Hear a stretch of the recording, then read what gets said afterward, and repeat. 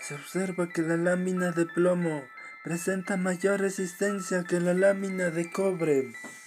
Se observa que la lámina de plomo presenta mayor resistencia que la lámina de cobre. Esto significa que los electrones que vienen del generador al llegar a la lámina de plomo muestra enormes resistencias y sale de la lámina muy pocos electrones. Lo contrario sucede cuando en el circuito se interpone una lámina de cobre con los electrones. Encuentra muy poca resistencia y circula con facilidad. Salen de la lámina con el mismo número de electrones de los que entran. Luego los metales presentan distintas resistencias al paso de electrones. El metal plomo es un mal conductor de los electrones, por eso se usa más bien como fusible. En cambio el cobre es buen conductor, anunciando en un circuito eléctrico la intensidad de la corriente que recorre es directamente proporcionada al voltaje, inversamente proporcional a la resistencia e intensidad en amperios.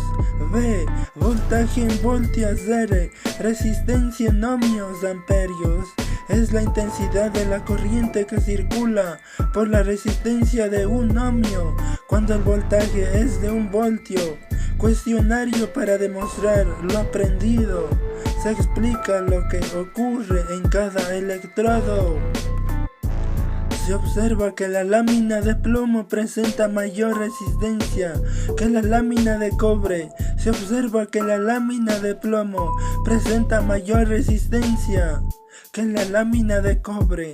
Esto significa que los electrones que vienen del generador al llegar a la lámina de plomo muestran enormes resistencias y salen de la lámina muy pocos electrones. Lo contrario sucede cuando en el circuito se interpone una lámina de cobre. Los electrones encuentran muy poca resistencia y circulan con facilidad. Salen de la lámina con el mismo número de electrones de los que entran. Luego los metales presentan distintas resistencias al paso de electrones. El metal plomo es un mal conductor de los electrones, por eso se usa más bien como fusible. En cambio el cobre es buen conductor, anunciando en un circuito eléctrico la intensidad de la corriente que recorre es directamente proporcionada al voltaje, inversamente proporcional a la resistencia.